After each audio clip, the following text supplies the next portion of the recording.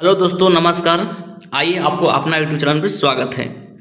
हम लोग NCERT class 9 का दूसरा चैप्टर जो हम लोग अध्ययन कर रहे थे, वो भारत का भौतिक स्वरूप। आज वहीं से जो हम लोग कल मैदान तक देख चुके थे, आज हम लोग देखने वाले हैं प्रायद्वीपीय पठार का भाग देखने जा रहे हैं। ठीक है, आइए हम लोग आज लाइन बाय लाइन अध्ययन करते हैं।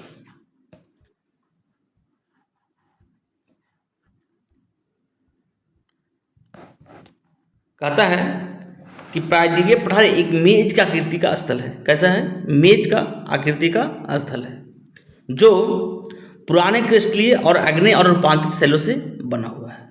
किससे बना हुआ है? क्रिस्टलीय, आग्नेय और रूपांतरित चट्टानों से बना हुआ है।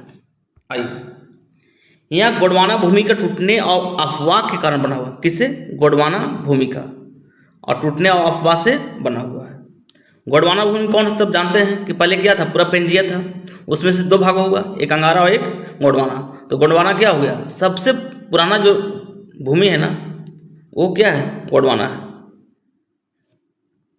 आइए, यही कारण है कि आप प्राचीनतम भूभाग का एक हिस्सा, ये सबसे क्या है? पुरानी है भूभाग है। इस पठारी भाग में चौड़ी, थोड़ा सा मिनट,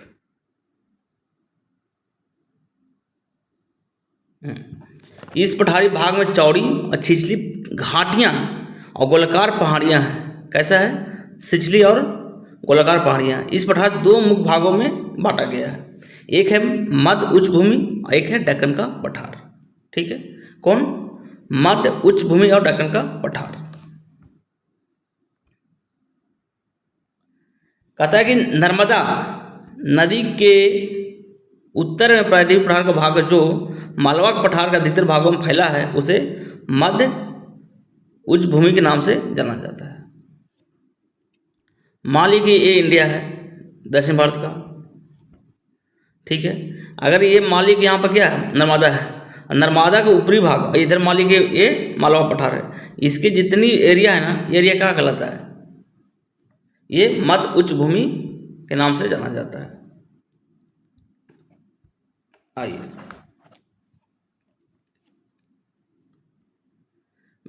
विंध्य श्रृंखला दक्षिण में, विंध्य श्रृंखला दक्षिण में सतपुड़ा श्रृंखला और उत्तर पश्चिम में अरावली से घिरी हुई है। अब यहाँ पर अगर देख सकते हैं, अगर आपको दिखाना चाहें मैप में, अगर दिया है तो ये देखिए,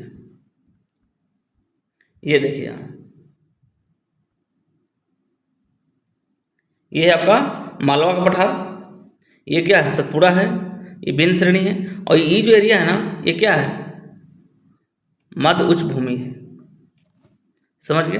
आगे आते हैं, ये आपको दक्कन का पठार है, पूरा आप समझ जाइए, यहाँ पर बिल्कुल क्लियर होना चाहिए।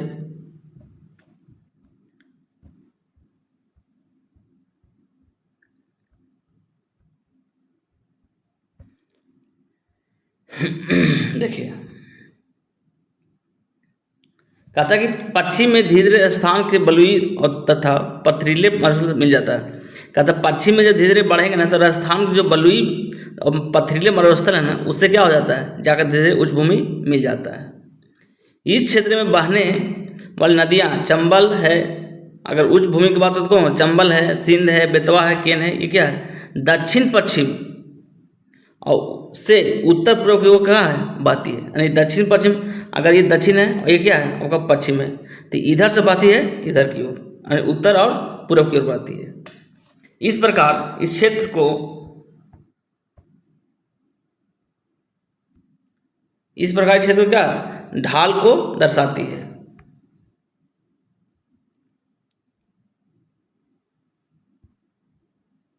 आइए, कहता है कि मध्य उच्च भूमि पश्चिम में चौड़ी है, पश्चिम में क्या है? चौड़ी है, और लेकिन पूरा वो अगर जाएंगे ना, धीरे धीरे क्या होगा? संकीर्ण हो जाएगा। मान लीजिए कि इधर क्या है? इधर चौड़ी है, इस तरह से इधर चौड़ी है, और इधर क्या है? इधर पश्चिम है आपका, इधर पूरब है, इधर धीरे धीरे जाकर क्या हो जाता है? संकीर्ण हो जाता है। इस पठार के पूर्वी विस्तार को स्थानीय रूप से बुंदेलखंड और बघेलखंड जाता है। अगर अगर इस पठार पूर्वी भाग में तरफ जाएं, अगर इधर की ओर आए, तो उसको दो नाम से जाना जाता है, एक बुंदेलखंड, एक बघेलखंड। बुंदेलखंड यूपी में पड़ता है और बघेलखंड कहाँ पड़ता है? एमपी में पड़ता है।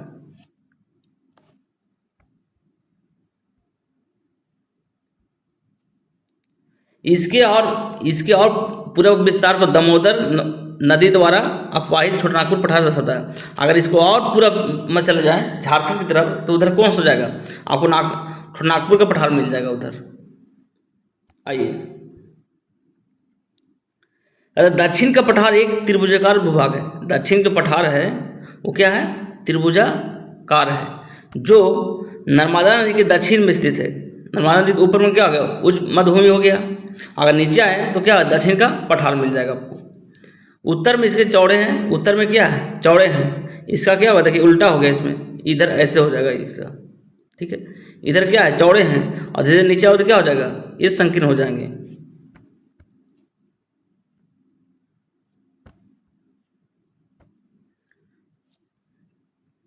उत्तर में क्या है, चौड़े हैं श्रृंखला, जबकि महादेव और कैमूर की पहाड़ियां तथा मैकाल श्रृंखला का इसके पूर्वी विस्तार है। भारत में भौतिक मानचित्र में इन पहाड़ियों को श्रृंखलाओं को स्थिति को ज्ञात करें। एक बार मानचित्र देखिए जो जस्ट अभी बताए थे ऊपर में। और दक्षिण का पठार और पश्चिम में ऊंचा और पूर्व की ओर क्या है, कम ढाल वाला है। अब इसका देखिए, इस चीज को समझिएगा। मान लीजिए क्या है, सपोर्ट है, तो ये आपका इधर जो है, ये आपका मान लीजिए मिल गया आपका,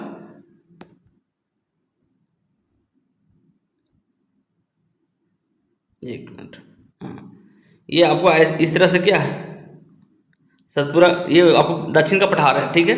अब ये एरिया जो है ना, इधर क्या है, इधर उच्च भूमि है, इसका उच्च भाग है, और इधर क्या है, ढाल की ओर है। इसीलिए क्या नर्मदा है, नर्मदा नदी तो इधर से निकल जाती है। नर्मदा के नीचे क्या है, ताप्ती नदी है, और इधर क्या है, नर्मदा के बाद जो नदियाँ आई है, जैसे हमारी गोदावरी है, कृष्णा है, आपको ये सब नदियाँ क्या है, इधर से जाके इधर जाती है।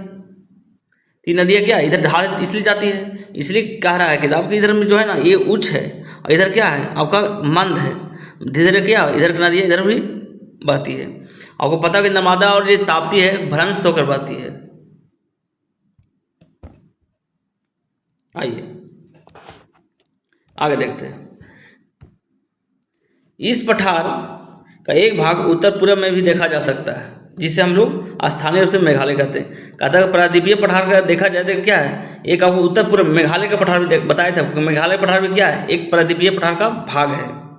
जैसे इसमें क्या है, कार्बी एनालॉग का पठार हो गया, उतार काछर पहाड़ी के नाम से जाना जाता है। मेघालय पठार कार्बी एनालॉग का पठार, याद रखिएगा, ये बहुत ही एग्जाम में पूछता है कि कार्बी एनालॉग किसका भाग है।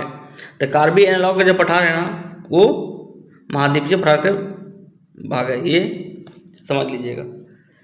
यह एक भ्रंश के द्वारा छोटानागपुर क्या हुआ, पठार से अलग हो गया है। पहले जो था ना, ये मेघालय का पठार हो गया, नागपुर का ही पठार के साथ मिला हुआ था, लेकिन क्या हुआ, बीच में भ्रंश आ गया, गैप आ गया, जिसके कारण से क्या हो गया, ये मेघालय का पठार अलग हो गया है। अतः पश्चिम से पूरा की ओर तीन महत्वपूर्ण श्रृंखलाएं गारो खासी जयंतिया के नाम से जाना जाता है। आपको एक बार मैप में हम ले चलते हैं, क्योंकि कन्फ्यूजन को दूर करना बहुत जरूरी है। पता चला कि पढ़ रहे हैं और कन्फ्यूजन हो रहा है, इससे फायदा किस पहले ये बात देख लीजिए। ये आपका है, ये तो उच्च भूमि समझ गए। ये क्या है, ये दक्कन का पठार है, ये प्रायद्वीपीय पठार है। इसी का छोटानागपुर देखिए यहाँ पर है, और इसी से इधर क्या है, आपको मेघालय का पठार मिल जाएगा आपका, समझ गए। और मेघालय का पठार जो है, इसमें तीन चोटियाँ हैं, गारो खासी और जयंतिया, और यही मेघालय का पठार है यहाँ पर। यही बोलना चाह रहा है, समझ गए। आइए अब आगे आते हैं।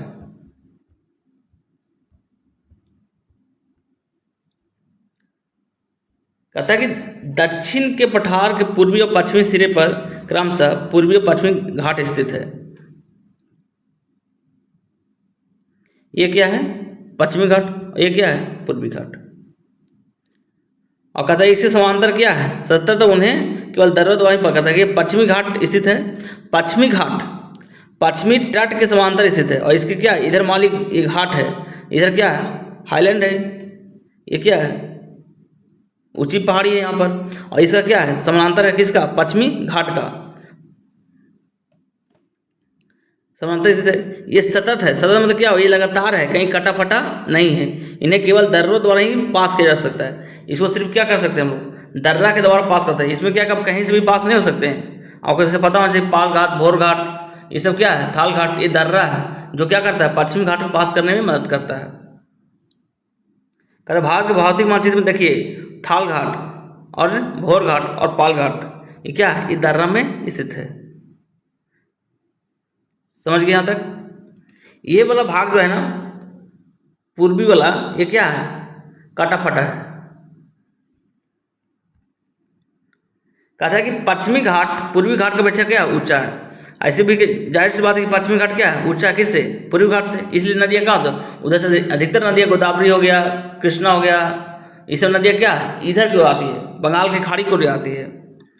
पूर्वी घाट पश्चिमी घाट कहाँ गया, पूर्वी घाट के 600 मीटर औसत ऊंचाई की इसकी तुलना में पश्चिमी घाट ऊंचाई कितना है, 9 से 1600 मीटर। देखिए अगर पूर्वी घाट की बात करें तो 600 मीटर क्या है, हाइट है, औसत ऊंचाई। लेकिन अगर पश्चिमी घाट की बात करें तो 900 से लेकर के 1600 मीटर तक वो मिल जाएगा। कितना, 900 से 1600 मीटर तक मिल जाएगा। पूर्वी घाट का विस्तार महानदी घाटी से लेकर के दक्षिणी नीलगिरी तक है। और पूर्वी घाट का विस्तार सतत नहीं है, यह क्या है, कटा फटा है, यह अनियमित है। यहाँ बंगाल खाड़ी में गिरने वाली नदियों को इनको काट दिया है, क्योंकि बहुत सी नदियाँ क्या है, गोदावरी कृष्णा जो भी इधर नदियाँ क्या है, सब काट दिया है जहाँ तहाँ से, और बहुत सारी नदी जाती है। पश्चिमी घाट में पर्वतीय वर्षा होती है। यह एक वर्षा घाट के पश्चिमी घाट ढाल पर आर्द्र हवा के टकरा कर ऊपर उठने के कारण होती है। जैसे आप जानते हैं कि क्या है, मानसून भी सबसे पहले कहाँ आता है, केरल में, जो किधर है, वो पश्चिमी घाट में। मान लीजिए कि पश्चिमी घाट है तो हवा टकराएगी और ये क्या होगा, हवा टकराने के बाद पर्वतीय वर्षा का निर्माण करेगा।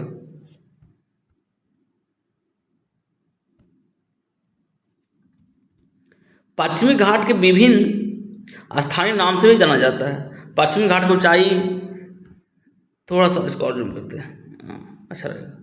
कहता पश्चिमी घाट के विभिन्न नाम से भी जाना जाता है। पश्चिमी घाट की ऊंचाई उत्तर से दक्षिण की ओर बढ़ती जाती है और इस भाग के शिखर ऊंचे हैं। क्या है, शिखर ऊंचे हैं। अब सीधा समय क्या है, पश्चिम घाट के बहुत सारे चोटी भी है। अब पश्चिम घाट के बहुत नाम से जाना भी जाता है। इसमें क्या ऊंचे ऊंचे शिखर भी हैं। जैसे इसमें शिखर क्या हो गया, अनायमुदी, जो कितना है, 2695 मीटर है। कितना है, 2695 मीटर है। ये बिल्कुल याद रखिएगा। अगर पूछे कि दक्षिणी भारत का सबसे ऊंची चोटी कौन है, तो अनायमुदी है। इसका हाइट कितना है, 2695 है। तथा डोडा बेटा, इस वक्त क्या है, डोडा बाग। अगर अनायमुडी की बात कौन सा आता है, डोडा बेटा, जो कितना 2633 है, 95 और 33, याद रखिएगा।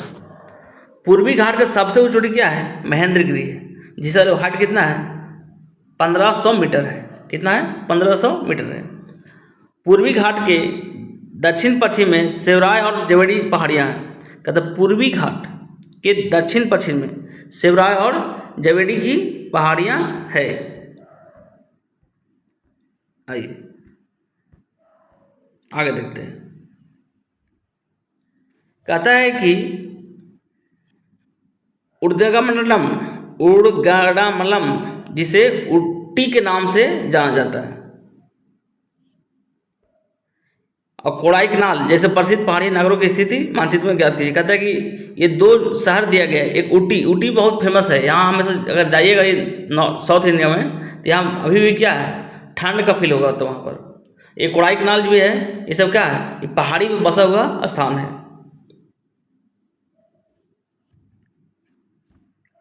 आइए आगे देखते हैं। प्रायद्वीपीय पठार की एक विशेषता यहाँ पाई जाने वाली काली मृदा क्या है। प्रायद्वीपीय पठार की अगर विशेषता का देखा जाए तो क्या है, वो है काली मृदा, जिसे हम लोग क्या डक्कन ट्रैप के भी नाम से जाना जाता है। क्या, डक्कन ट्रैप के नाम से जाना जाता है। इसकी उत्पत्ति की अगर बात करें तो किससे हुआ है, ज्वालामुखी से हुआ है। जब पृथ्वी के निर्माण हो रहा था, या जब गोंडवाना लैंड किया है, वो हिमालय की तरफ से आ रहा था। हिमालय उसमें तो नहीं था, लेकिन जब हिमालय मतलब जो भी है उधर आ रहा था एशिया तरफ, तो क्या हुआ, उसमें ज्वालामुखी उत्पन्न हुआ, जिससे क्या हुआ, डक्कन ट्रैप का निर्माण हुआ था। इसलिए इसके सेल के अग्नेय सेल है। ये सेल क्या है, इसके जो बना हुआ है वो अग्नेय सेल से बना हुआ है। वास्तव में इन सेलों का सामयिक साथ क्या हुआ, अपर्दन हुआ, और जिनसे काली मृदा का निर्माण हुआ है। अरावली की पहाड़ियाँ प्रायद्वीपीय पठार का पश्चिम और उत्तर पश्चिम किनारे पर स्थित है। अब जानते हैं कि अरावली की पहाड़ी किधर है, इधर है। इसी तरह ये बहुत अधिक अपराधित और अखंडित हो चुका है, मतलब क्या है, बहुत क्या अपराधित हो गया और खंडित हो चुका है। अब ये क्या हो, अरावली पहाड़ी छोटा हो गया, पहले बड़ा पहाड़ी था, लेकिन अब धीरे धीरे क्या हो गया, अपर्दन कारण पहाड़ी की हाइट क्या हो गया, धीरे धीरे कमते जा रहा है।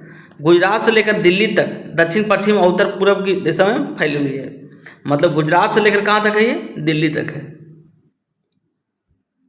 अब आते हैं हम लोग मरुस्थल की बात करते हैं। ये था आपका प्रायद्वीपीय पठार।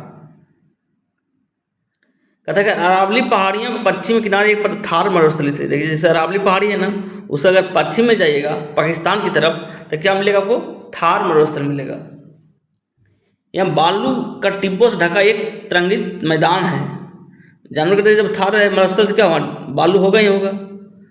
ठीक है, इस क्षेत्र में प्रतिवर्ष 150 मिलीमीटर मानी मात्र 15 सेंटीमीटर वर्षा होती है, जिसको क्या बोलते हैं 150 मिलीमीटर से वर्षा भी कम होती है। इस शुष्क जलवायु वाले क्षेत्र में वनस्पति बहुत ही कम है, क्यों, वर्षा नहीं होता, जलवायु कहाँ से हो पाएगा, कहाँ वनस्पति आ पाएगा वहाँ से। वर्षा से तुम्हें कुछ सरिताएं दिखाई देती है, जब वर्षा होती है तो कुछ क्या होता है, नदी का सरिता दिखाई देती है, धारा दिखाई देता है, और इसके बाद क्या है, बालू में विलीन हो जाती है। पर्याप्त जल नहीं मिलने से यहाँ का समुद्र तक नहीं पहुँच पाती है, और क्या होता है, बीच रास्ते में अपना नदी दम को तोड़ देती है। कहता है कि केवल लूनी इस क्षेत्र का सबसे बड़ी नदी है। याद रखिएगा, अगर थार मरुस्थल की अगर बात करें तो सबसे बड़ी नदी कौन है, वो है लूनी है। कौन है, लूनी। आइए बरकान। कहता है बरकान जो 8 चंद्रकार के क्या होता है, टीला होता है, इस तरह से का विस्तार बहुत अधिक क्षेत्र पर होता है, लेकिन लंबा टीले भारत पाकिस्तान सीमा के समीप प्रमुखता से पाए जाते हैं। यदि आप जैसलमेर जाएंगे तो क्या होगा, बरकान का समूह को आप देख सकते हैं। जैसलमेर बहुत क्या है, एक गर्म जगह है, और यहाँ क्या है, एकदम रेतीला एरिया है। ये है भारतीय मरुस्थल थार के बारे में दिया गया। यहाँ पाने के लिए बहुत मुश्किल है भाई, बहुत मुश्किल है। अब हम लोग बात करने वाले हैं तटीय मैदान की बात करें। कहता है कि प्रायद्वीपीय पठार के किनारों के संकीर्ण तटीय मैदानों का विस्तार है। ये सब जानते हैं क्या है, इस तरह से क्या है, आपको मिल जाएगा तटीय भाग, ये वाला तटीय भाग है। तो क्या ये जितना भी पश्चिमी घाट और पूर्वी घाट के साइड में क्या है, तटीय मैदान है।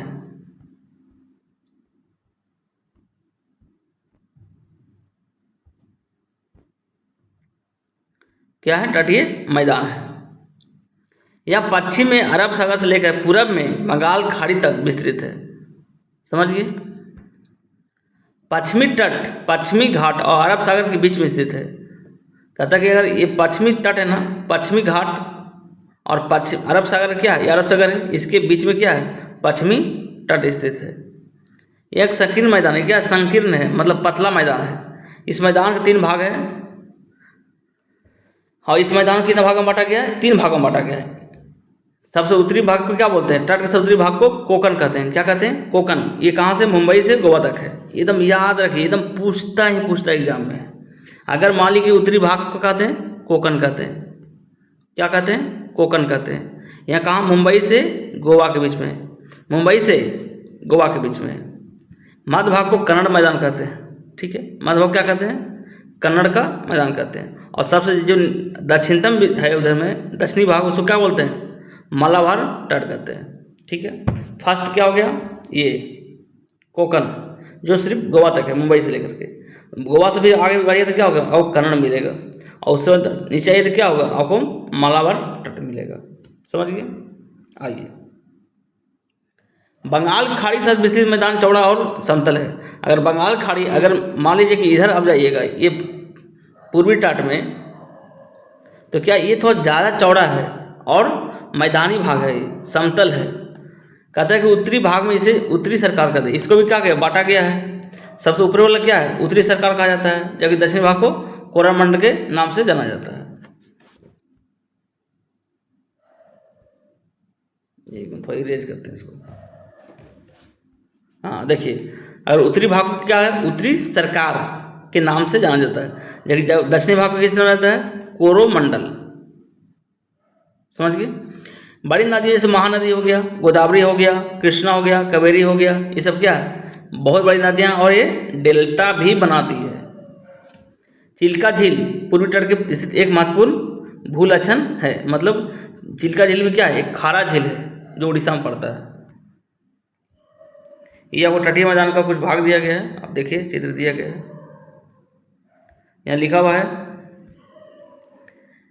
कि जो चिल्का झील है ना, वो खारे पानी का सबसे बड़ी झील है भारत में। यहाँ उड़ीसा के महानदी तट के दक्षिण में स्थित है। ये उड़ीसा में महानदी डेल्टा के दक्षिण में स्थित है, याद रखिएगा, महानदी डेल्टा के दक्षिण में स्थित है। आइए अब हम लोग बात करने वाले हैं द्वीप समूह के बारे में बात करेंगे। आप पहले ही देख चुके हैं कि भारत का प्रमुख जो कहते हैं मुख्य स्थल अधिक क्या है, विशाल है। आप पहले देख चुके हैं कि भारत का जो मुख्य स्थल कितना है, बहुत ही ज़्यादा है, 32.8 लाख वर्ग किलोमीटर है। इसके अतिरिक्त भारत में 2 द्वीप समूह भी स्थित है। क्या आप इस द्वीप समूह पर पहचान जानते हैं? यस, जानते हैं, लक्षद्वीप और अंडमान निकोबार। आइए इसको भी अंडमान निकोबार और लक्षद्वीप बारे में एक करके अब देखते हैं कि ये हैं कहाँ, पकड़ कर तो लाना पड़ेगा ना। एक द्वीप का चित्र दिया गया है, देखिए पानी के बीच में। आइए कहता है केरल के मालाबार तट के पास स्थित लक्षद्वीप की स्थिति ज्ञात कीजिए। और कल ही बताए थे कि जो इधर क्या है, इधर आपको लक्षद्वीप है। द्वीपों के यहाँ से छोटे कहते द्वीपों के यहाँ समूह छोटे प्रवाल द्वीपों से बना हुआ है। पहले इनकी लाकाद्वीप और मिनिकॉय तथा एमिन द्वीप के नाम से जाना जाता था। इसको याद रखिए एकदम, इसको थोड़ा इरेज करते हैं, आपको जस्ट बताते हैं अभी। देखिए कहता है कि पहले जो लक्षद्वीप है ना, उसको किस नाम से जाना जाता था। पहले लक्षद्वीप जो है ना, लाकाद्वीप, क्या लाकाद्वीप और मिनिकॉय तथा एमिन द्वीप के नाम से जाना जाता है। आप किस नाम जाना जाता है? अब लक्षद्वीप के नाम जाना जाता है। लेकिन 1973 में, कब? 1973 में इसका नाम बदल के क्या कर दिया गया? लक्षद्वीप रख दिया गया। ये 32 वर्ग किलोमीटर छोटे से क्षेत्र में फैला हुआ, कितना? 32 वर्ग किलोमीटर छोटे से क्षेत्र में फैला हुआ है। कावारत्ती द्वीप जो है ना, कावारत्ती लक्षद्वीप का प्रशासनिक मुख्यालय है। कहाँ? कावारत्ती, याद रखिए, कावारत्ती। इस द्वीप समूह पर पादप जंतु बहुत प्रकार के पाए जाते हैं, क्योंकि यहाँ क्या पानी बहुत ज़्यादा होता है, तो यहाँ तो वनस्पति और जंतु तो पाए ही जाएंगे। पिटली द्वीप, कौन? पिटली द्वीप, यहाँ मनुष्य का निवास नहीं है। यहाँ क्या है? एक पक्षी अभयारण्य है। अगर आपसे पूछे कि ऐसा कौन सा द्वीप लक्षद्वीप का है जिसमें क्या है, सिर्फ पक्षी अभयारण्य है, वहाँ मनुष्य नहीं रहता, तो क्या है? पिटली द्वीप। याद रखिए, एकदम माइंड में छाप लीजिए। अगर आप एनसीईआरटी पढ़ रहे हैं, आपको अगर टीचर की एग्जाम देना है, अगर आपको सीटेट की एग्जाम देना है, या कोई भी अगर से एग्जाम देना है, तो इसमें क्या है, आपको अधिकतर क्वेश्चन यहाँ से उठाता ही उठाता है। क्या है द्वीप का नाम? पिटली द्वीप है। आप बंगाल खाड़ी में उत्तर दक्षिण कहता है कि आप बंगाल की खाड़ी में उत्तर से दक्षिण तरफ जाइएगा तो आपको वहाँ भी एक द्वीप मिलेगा। वो द्वीप के नाम क्या है? अंडमान निकोबार द्वीप है। यह द्वीप समूह आकार में क्या है? बड़े संख्या में बहुल और बिखरे हुए हैं। कहता है कि क्या है, इसमें बहुत ज़्यादा द्वीप है। लक्षद्वीप क्या है? छोटा द्वीप है। इसमें क्या है? अंडमान बहुत ज़्यादा द्वीप है। यह द्वीप समूह 2 भागों में बांटा गया है। कितना भागों में? 2 भागों में बांटा गया।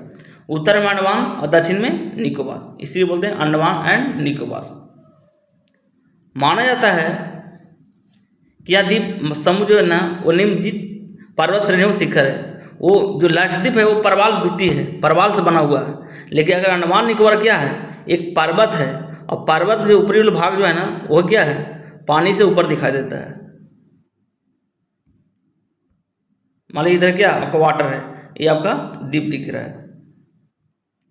यह द्वीप समूह देश की सुरक्षा के लिए बहुत महत्वपूर्ण है, क्योंकि ये हमारा मेन बाउंड्री लाइन से क्या बाहर है, इसलिए क्या सुरक्षा की दृष्टि देखा जाए तो बहुत ही क्या है? महत्वपूर्ण है। कहता है कि इन द्वीप समूह में पाए जाने के वाले पादप एवं जंतुओं को बहुत अधिक विविधता पाई जाती है। यहाँ क्या है? बहुत से जीव जंतु क्या है? अधिक विविधता है। ये द्वीप विषुवत के समीप स्थित है। यहाँ की जलवायु विषुवतीय है और यहाँ घने जंगलों के आज़ादी थे। मतलब क्या कहने का मतलब क्या है, यह विषुवत से क्या है, नज़दीक है, और यहाँ क्या है, घने बहुत ज़्यादा हैं, यानी वन बहुत ज़्यादा हैं। आइए आगे देखते हैं। कहते हैं कि आप जानते हैं कि भारत के एकमात्र सक्रिय ज्वालामुखी क्या है, बैरन है। क्या है, बैरन। और किस द्वीप पे हो, बैरन द्वीप पे ही है, अंडमान निकोबार द्वीप समूह के बीच में है वो। आइए समझिए, अगर पूछे बैरन द्वीप, जो बैरन ज्वालामुखी है वो किस द्वीप पे है, तो अंडमान निकोबार में पड़ता है। ठीक है, और खास करके जो मान लीजिए ये आपका अंडमान है, आयु कब निकोबार है, तो बैरन द्वीप कहाँ है, यहाँ पे है, अंडमान थोड़ा उत्तर में है। समझ गए चीज़ को, और बैरन द्वीप पे पड़ता है वो। आइए कहते विभिन्न भू आकृतियों विभागों के विस्तृत विवरण प्रत्येक विभाग के विषय में स्पष्ट करना क्या है, परंतु एक क्या दिया है, स्पष्ट है कि विभाग के दूसरे क्या है, पूरक हैं, और वे एक देश की प्रकृति समृद्ध बनाने का काम करते हैं। मतलब समझिए कि क्या है, जितना भी ये भूभाग आकृतियों दिया गया है ना, वो सब क्या है, एक दूसरे का पूरक है। उत्तरी और पर्वत जल वनों का प्रमुख स्रोत है। एक मिनट इसको इरेज करते हैं, उसके बाद देखते हैं क्या लिखा हुआ है। उत्तरी पर्वत जल एवं वनों का प्रमुख स्रोत है। उत्तरी मैदान देश के अन्न भंडार है, इनसे प्राचीन सभ्यताओं के विकास आधार मिला हुआ है। पठारी भाग खनिजों क्या है, भंडार है, और जिसने देश को औद्योगिकरण में विशेष भूमिका निभाई है, और तटीय से मत्स्यसन और पोत संबंधी क्रियाकलापों के लिए उपयुक्त स्थान है। इस प्रकार देश की विविधता भौतिक आकृतियाँ भविष्य के विकास का अनेक संभावनाएं प्रदान करती है। सीधे सीधे इसमें समृद्ध दिया है कि मतलब कहने का मतलब क्या है कि ये जितने भी आपको मतलब भारत में डिफरेंसेस दिख रहे हैं ना, जैसे पहाड़ी है, चाहे मैदानी इलाका, चाहे पठार है, एक दूसरे क्या है, इंटरलिंक है, वो होना जरूरी है। प्रायद्वीपीय भारत में क्या मिलता है आपको खनिज मिल जाता है। अगर उत्तरी मैदान में क्या मिलेगा, आपको अन्न मिल जाता है। ठीक है, अगर पर्वत है तो वहाँ से क्या मिल रहा है, नदी मिल रहा है, नदी से क्या जल मिल रहा है। तो क्या एक दूसरे का पूरक है, एक दूसरे क्या बांधा हुआ है, और ये होना बहुत जरूरी है। अगर समुद्री तट के क्या वहाँ पर पोत है, जलाशय है, जहाँ से आप क्या कर सकते हैं, बंदरगाह है, वहाँ से एक्सपोर्ट इंपोर्ट करने में क्या होता है, आसानी होता है। एक थोड़ा सा हम परवाल के बारे में देखते हैं कि परवाल क्या है। कहते परवाल जो है ना, पॉलिस्पस कम समय तक जीवित रहने वाला एक सूक्ष्म प्राणी है। कौन सा, पॉलिस्पस, याद रखिएगा, कम समय तक जीने वाले सूक्ष्म प्राणी है, जो कि समूह में रहते हैं। क्या वो हमेशा समूह में रहते हैं। उनका विकास छिछले तथा गर्म जल में होता है। कहाँ, अगर छिछले जल और गर्म जल होना चाहिए। इनके कैल्शियम कार्बोनेट का स्राव होता है। कौन सा होता है, कैल्शियम कार्बोनेट, याद रखिएगा बिल्कुल। परवाल स्राव और परवाल अस्थियाँ टीले के रूप में निक्षेपित होते हैं, जमा होते रहते हैं। मुख्यतः 3 प्रकार के होते हैं। एक परवाल रोधिका, एक होता है तटीय परवाल भित्ति, और तीसरा क्या होता है, परवाल वलय द्वीप। ऑस्ट्रेलिया का ग्रेट बैरियर रीफ परवाल रोधिका का अच्छा उदाहरण है। किसका, परवाल रोधिका का, जो फर्स्ट में है वो देखिए, परवाल रोधिका का क्या है, अच्छे उदाहरण है। कहते परवाल वलय द्वीप गोलाकार या हार्सू आकार वाले रोधिका होते हैं। कहता है कि जो परवाल के वलय द्वीप होते हैं ना, वो या तो गोलाकार होंगे या हॉर्स, इस तरह से इस तरह आकार के होते हैं। ठीक है, तो ये चैप्टर था 2 आज समाप्त हो चुका है। नेक्स्ट वीडियो में चैप्टर नंबर 3 देखेंगे। ठीक है, तो वीडियो को लाइक कीजिए और चैनल को सब्सक्राइब कीजिए। तो इस तरह से चैप्टर क्या हुआ आज समाप्त होता है। जय हिंद।